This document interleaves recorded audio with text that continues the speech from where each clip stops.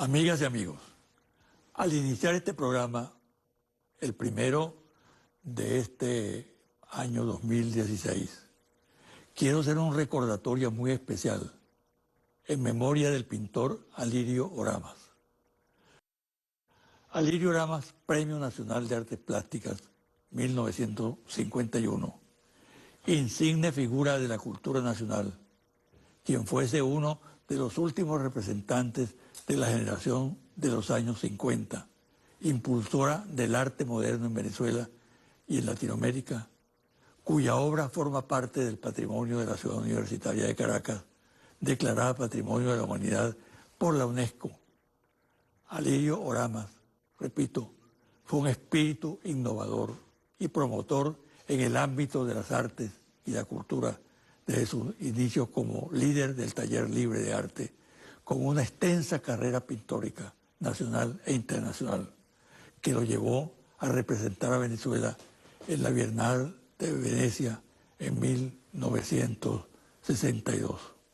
Igualmente, reconocemos su especial aporte junto a su esposa Lucila Maza Zavala al rescatar del olvido los objetos de Reverón y la creación del Museo Castillete en Macuto.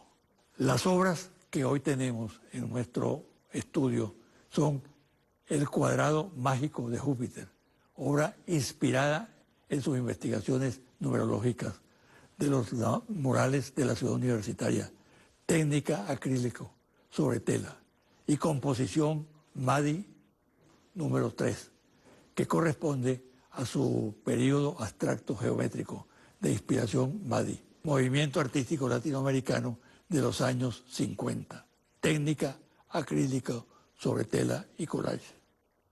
Comentario editorial. ¿Qué esperaba el país después de las elecciones parlamentarias del pasado 6 de diciembre? Creo que buena parte de este país, acosado por la desconfianza y con graves dudas sobre el sentido de responsabilidad de la conducción política, no se hacía muchas ilusiones.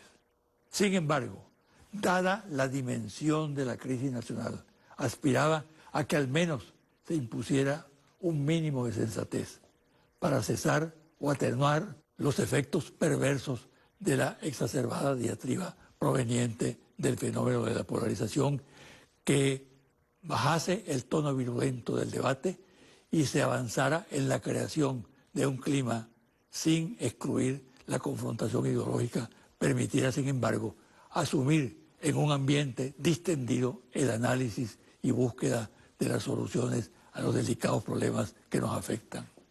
Sin embargo, no fue así. Al contrario, los fantasmas del odio, del sectarismo, de la negación a ultranza del otro, reaparecieron de inmediato. Los que ganaron la elección no supieron descifrar lo sucedido y la arrogancia los ha llevado a incurrir en reiterados actos de insensatez, y los que perdieron desprecian el resultado, le atribuyen diversos orígenes mientras dejan de lado los verdaderos, con los cuales unos y otros parecen empeñados en enturbiar el hermoso episodio cívico y ciudadano de diciembre.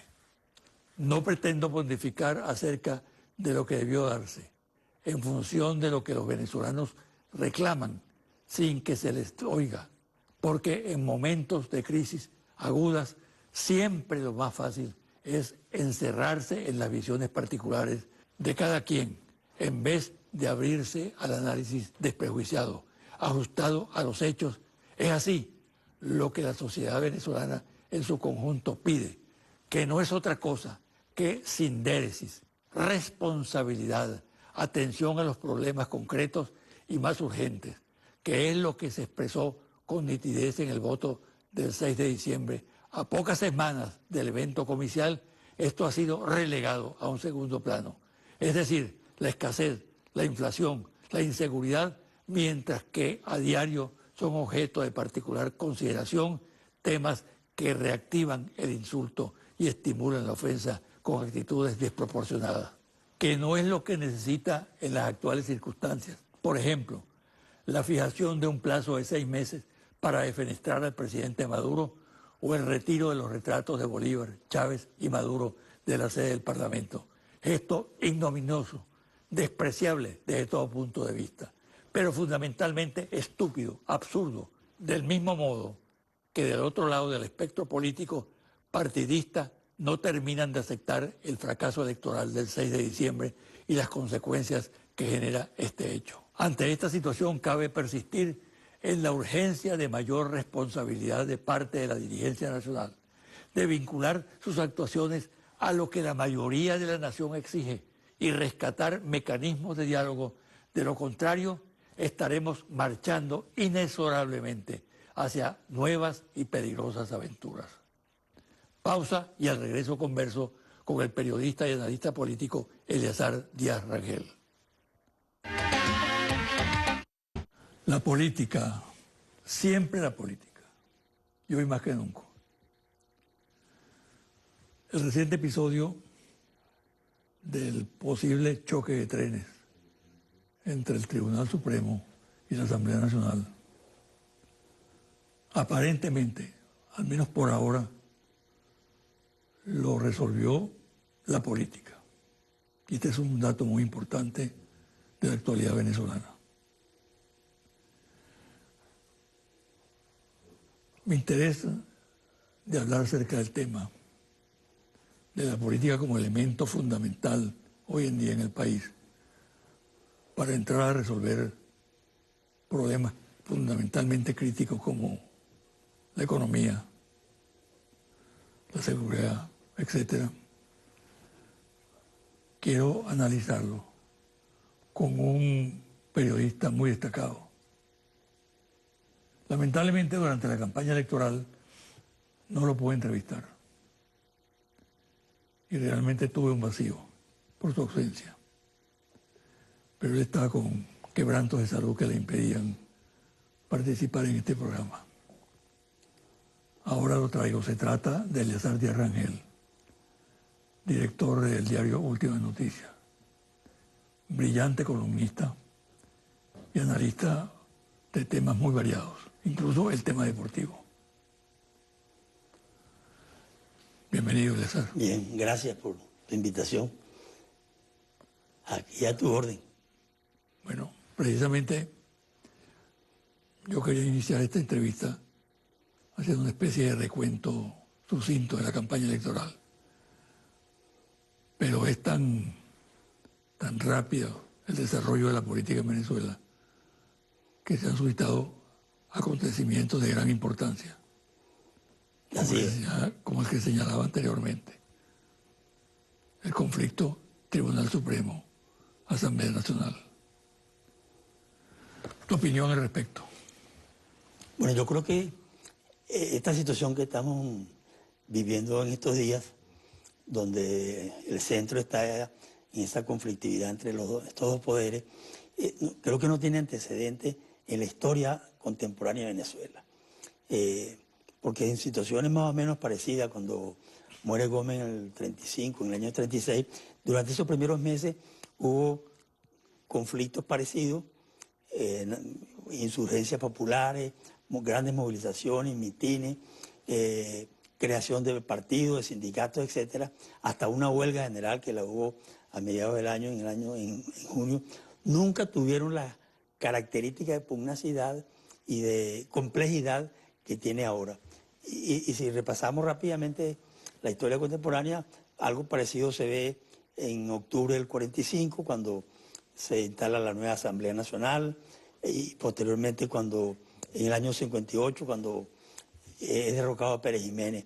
En fin, que este cuadro de hoy, por situaciones muy particulares, como fue la victoria electoral de la oposición, con un margen tan amplio que ni en el campo de la MUD se esperaban, ha creado un cuadro que era impronosticable y que ha generado estos choques ya entre poderes que creo que van a subsistir con el tiempo.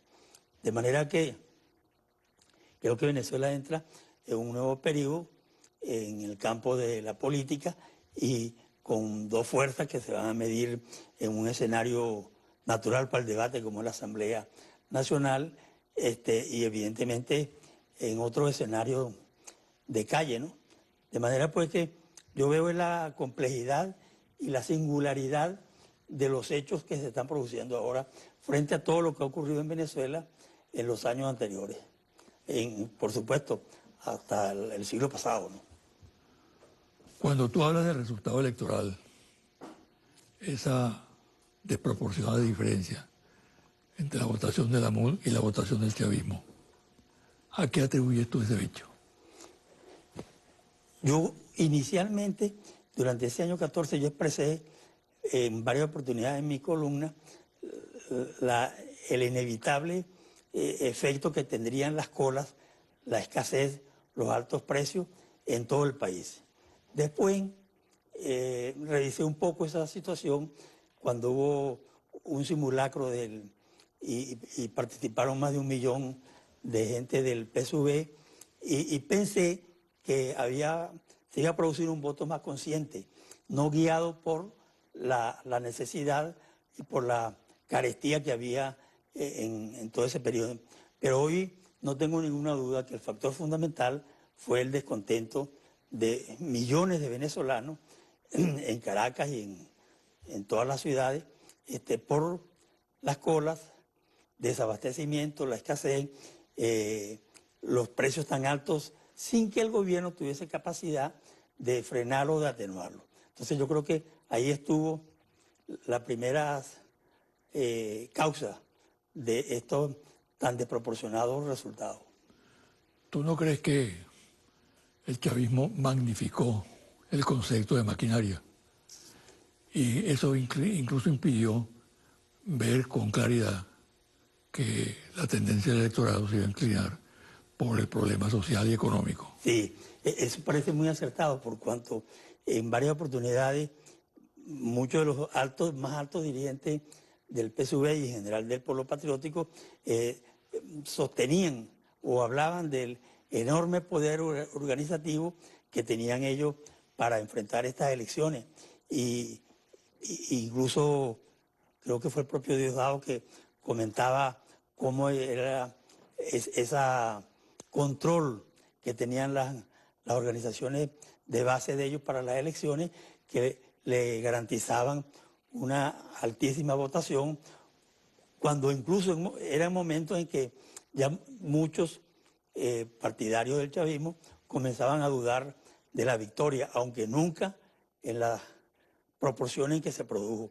Es decir, cuando ya se hablaba de que podía ganar uno u otro dentro del chavismo, de su más alta dirección, había la concepción, el criterio de que la estructura organizativa que ellos habían montado, que no se parecía en absoluto a la de la MUD, le garantizaba la victoria. Yo creo que es atinado hacer esa observación.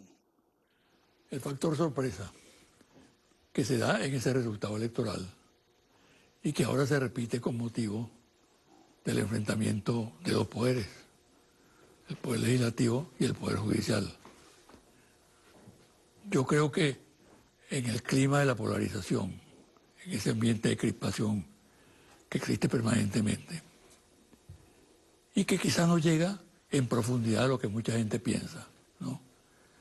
Se da esta circunstancia de que cuando se pensaba que iba a llegar la sangre al río, se produce una salida en el marco absolutamente democrático, constitucional, ¿no?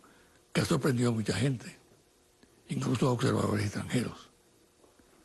Sí, porque desde el anuncio de lo que pasará o que iba a pasar el 5 de enero, cuando se instalaba la Asamblea, que había la mayor variedad de rumores sobre la casi inevitable confrontación que se produciría tanto en la Asamblea como en la calle, eso subsistió durante días de los choques, a pesar de que cuando se instalaba la Asamblea, la calle estuvo tranquila, aunque la confrontación fue más bien un debate, ¿no?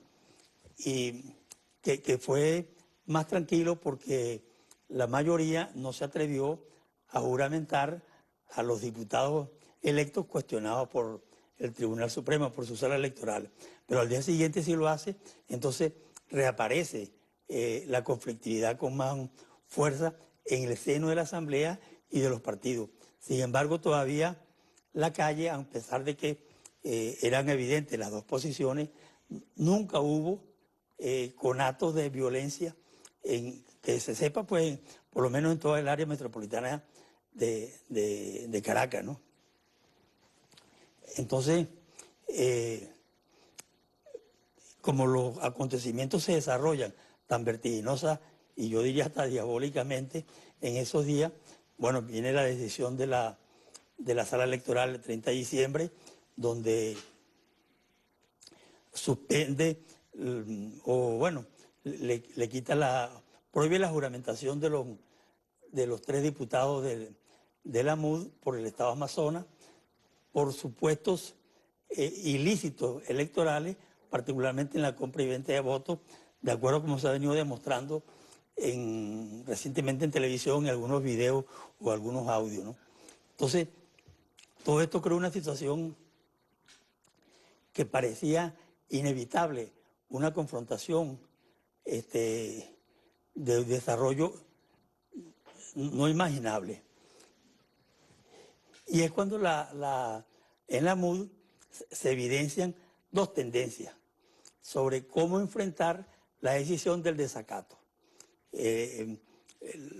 La decisión de la sala electoral fue confirmada posteriormente y se declaró que incurría en desacato la Asamblea Nacional si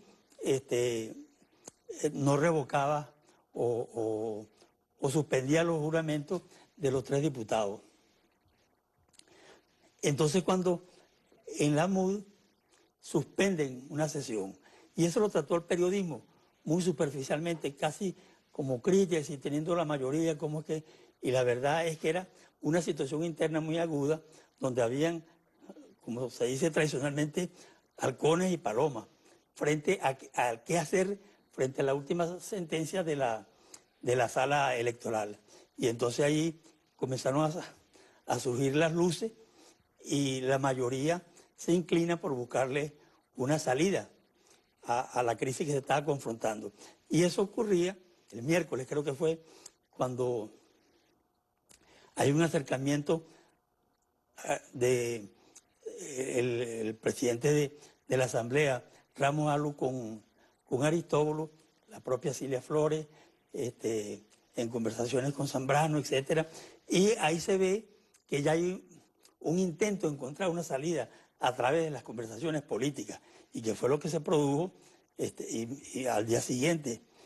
Entonces, como tú decías al comienzo, ahí se impuso la política. Es decir, la conversación, las negociaciones, y aunque el término no gusta mucho, fueron decisivas para lograr un clima de tregua o de, por lo menos, de un mínimo de tranquilidad para el desarrollo de los acontecimientos posteriores, entre los cuales estaba la presentación de memoria y cuenta del presidente.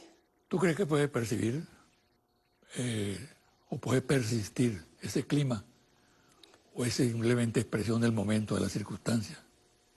O quizá la clase política quede complacida con ese hecho y le dé un impulso posterior. Yo creo que eso no puede ser algo circunstancial. Es decir, no puede ser que miremos la Asamblea en el futuro como una inevitable choque o confrontación con el Tribunal Supremo o con el Poder Ejecutivo. Yo pienso que independientemente que habrá momentos de mayor tensión y de crispación, va a predominar en el momento que se considere oportuno la conversación, el diálogo. No para la conciliación, ni mucho menos, sino para buscar salida a crisis circunstanciales que se van a presentar en esas relaciones. De manera que yo creo que ese va a ser que de la misma manera como va a ser permanente la confrontación, igualmente va a ser un factor permanente la de la búsqueda de soluciones, digamos, pacíficas o políticas.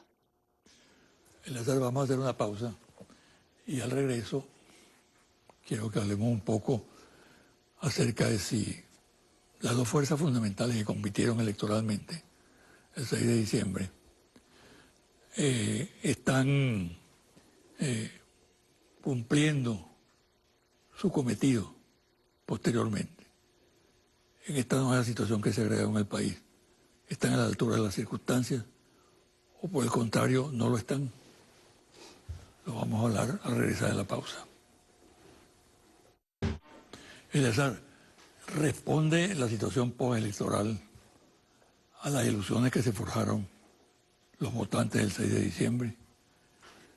¿O están, por el contrario, soslayando el tratamiento de los temas más importantes?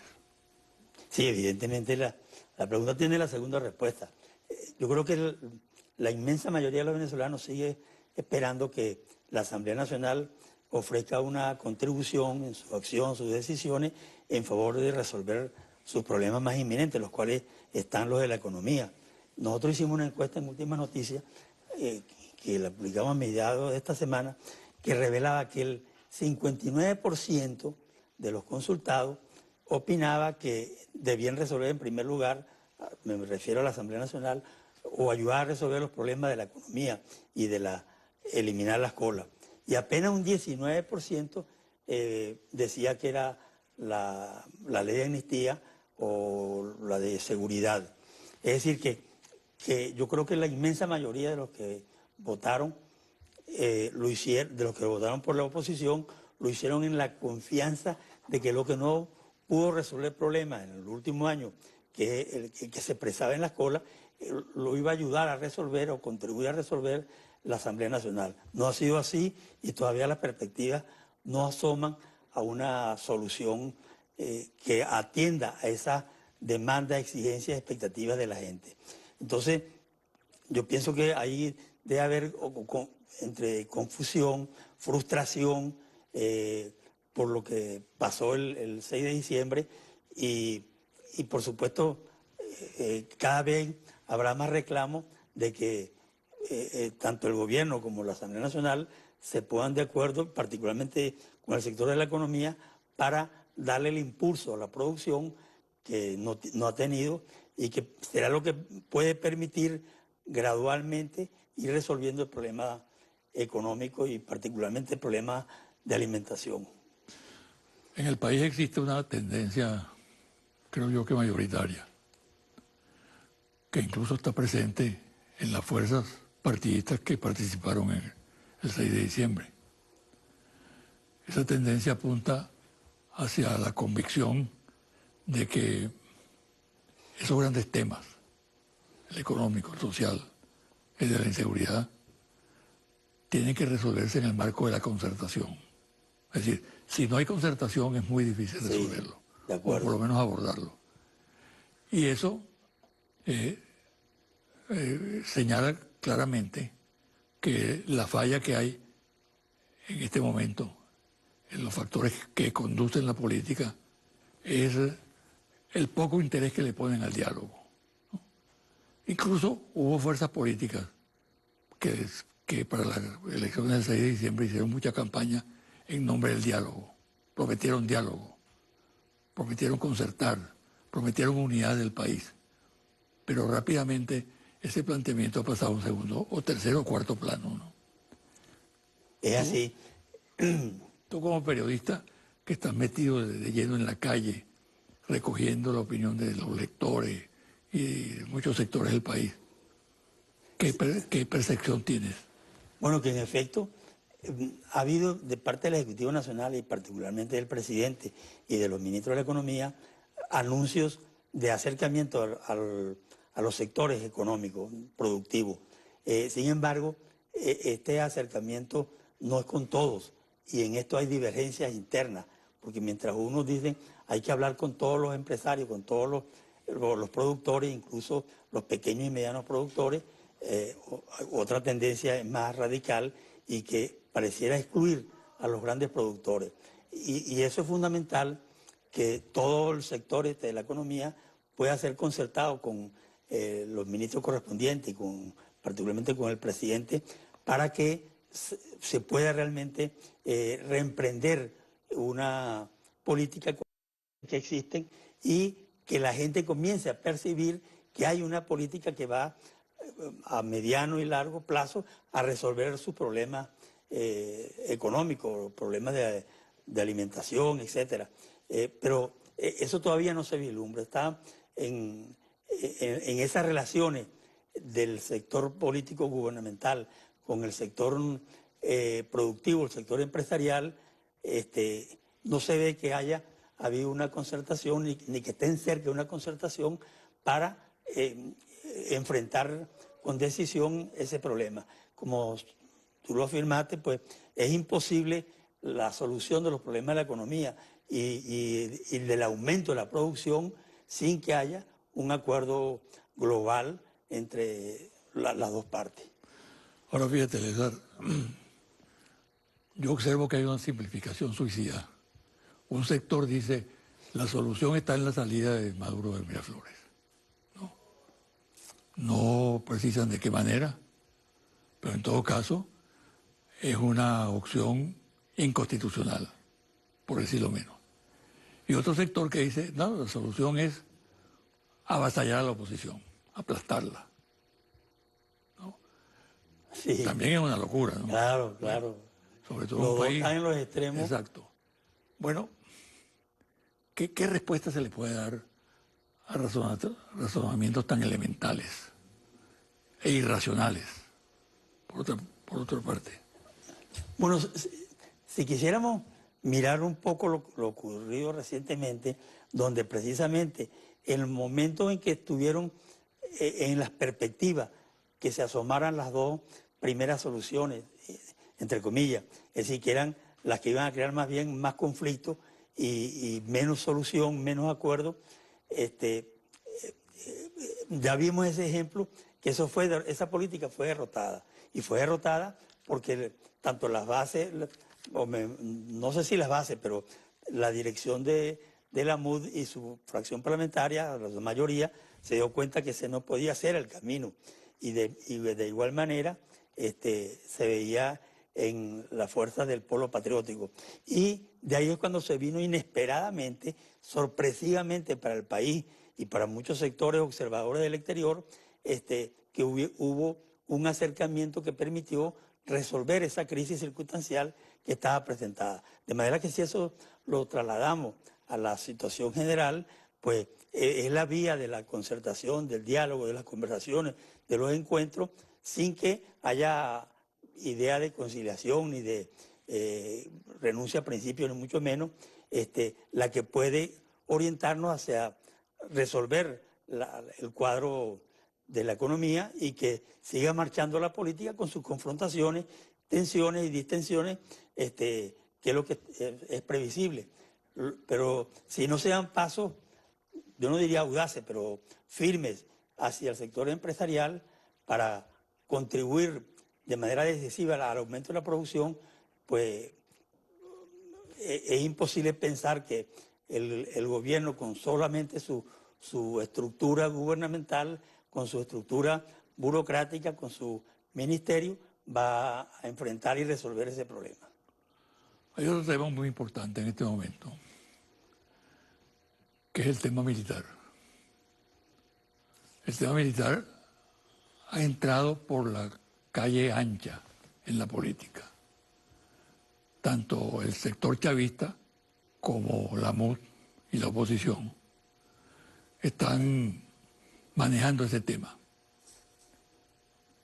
Tú y yo hemos tratado el tema militar en muchas oportunidades y el país sabe la importancia que tiene el tema,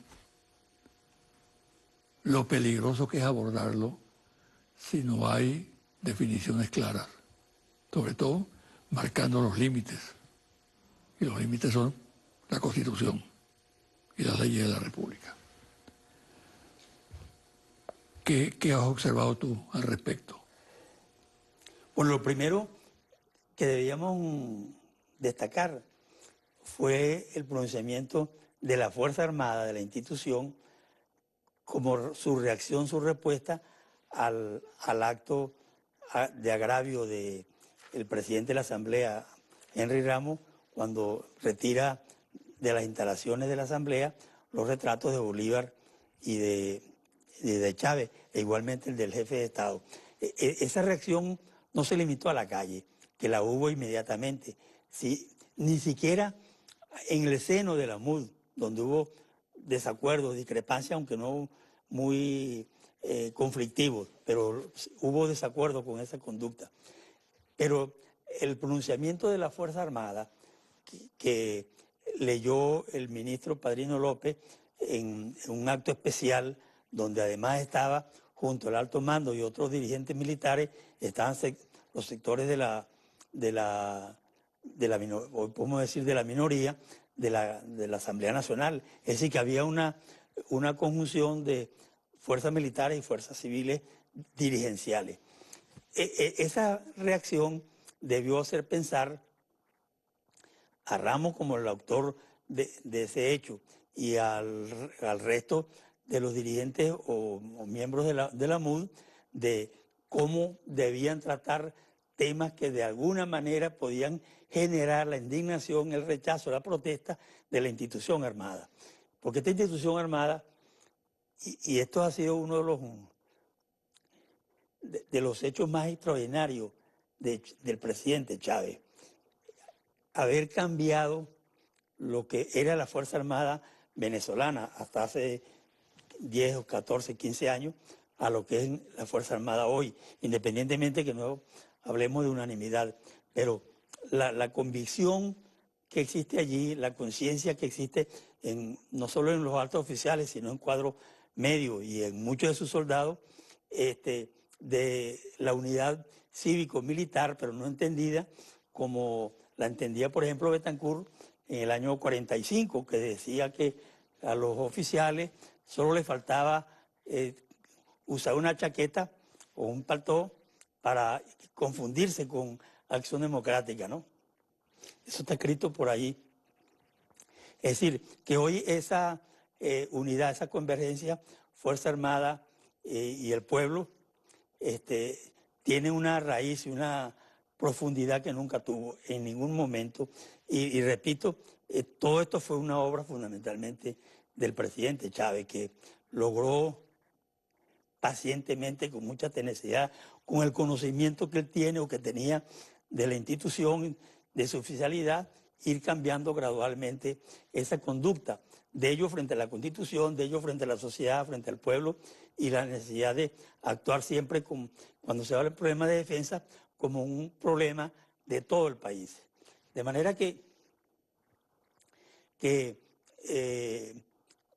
yo creo que debió ser una lección para la oposición y particularmente para la MUD, lo que ocurrió después de del retiro de los retratos de Bolívar y de Chávez de la Asamblea Nacional.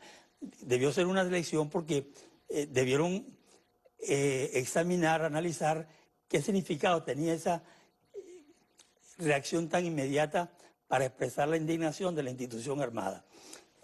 De manera que yo creo que la Fuerza Armada, aunque es un factor político que no existía antes, como lo existe hoy, va a seguir jugando un rol principalísimo en el desarrollo de los acontecimientos futuros aquí en Venezuela. Mira, para concluir, César, la situación económica del país es difícil, es compleja. Y en el curso de cualquier conversación, de cualquier reunión, está presente. Sí. Reuniones familiares, reuniones políticas, Así de es. todo tipo, ¿no? Ese es el tema. La papa, las colas, la escasez, los anaqueles vacíos. ¿Por qué no se ha resuelto ese problema? ¿Por qué no se han tomado las medidas indicadas? Aunque ha habido esfuerzos por parte del gobierno, pero evidentemente no han dado el resultado que se esperaba. ¿Tú crees que se está haciendo todo lo que se tiene que hacer? No, se están haciendo cosas, dando pasos. Por una parte, por supuesto, trayendo del exterior, creo que hace 3 días llegaban 30.000 toneladas de productos avícolas para reforzar esa producción. Pero lo que conversábamos antes, donde ha habido más timidez o más contradicciones internas que permiten, que han impedido una mayor fluidez, una mayor audacia para acercarse al sector empresarial, independientemente de su poder económico, ha sido el factor que genera más incertidumbre.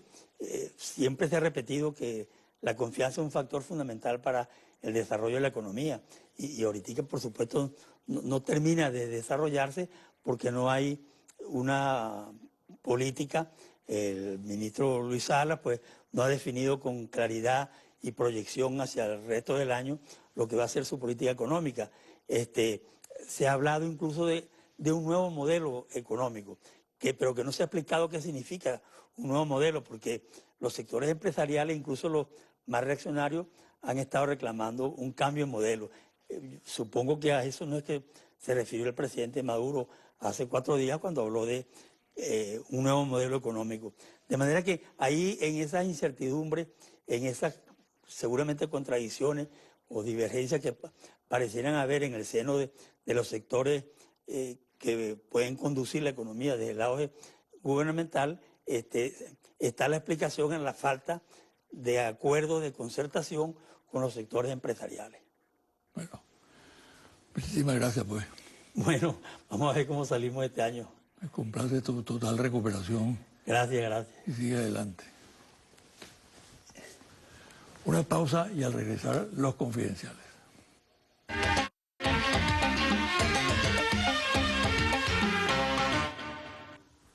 Y ahora, los confidenciales. La victoria electoral de la MUD está ocasionando internamente más situaciones traumáticas que una derrota. Es la impresión que tienen importantes analistas sobre lo que ocurre en el sector, recubierto por un manto de forzado optimismo y simulación. Un ejemplo es la tensión que creó la selección del candidato para presidir la nueva Asamblea Nacional.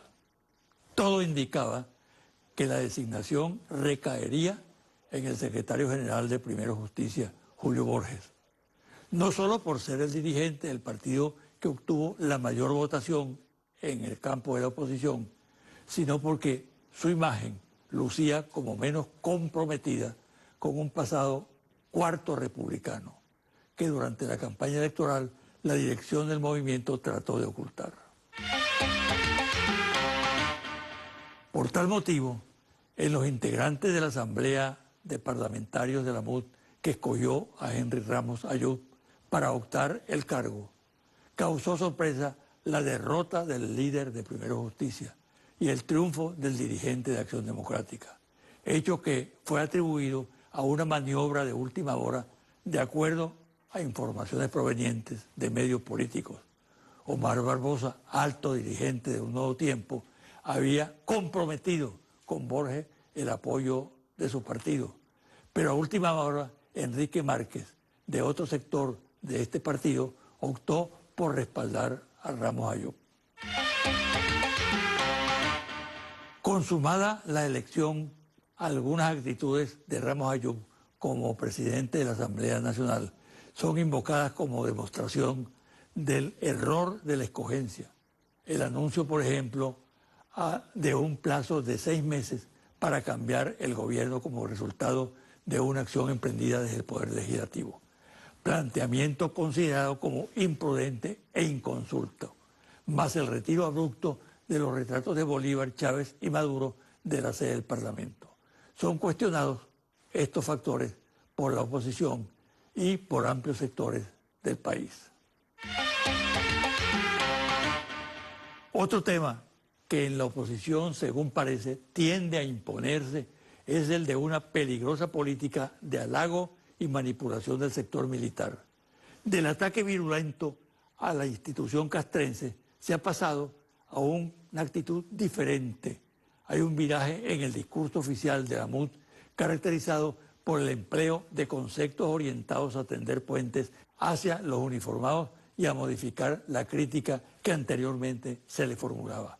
Este cambio de actitud y ciertos contactos detectados por los organismos de la inteligencia militar han obligado últimamente a trabajar en análisis sobre lo que ocurre.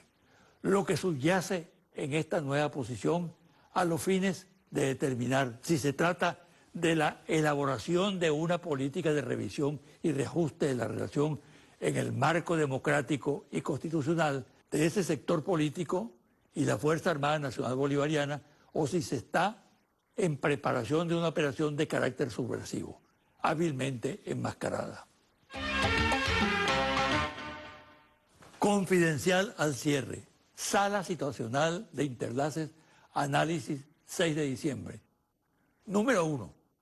Más allá de la crisis económica, el chavismo pierde las elecciones parlamentarias porque no logra conectarse con las nuevas demandas y expectativas del emergente sujeto social histórico.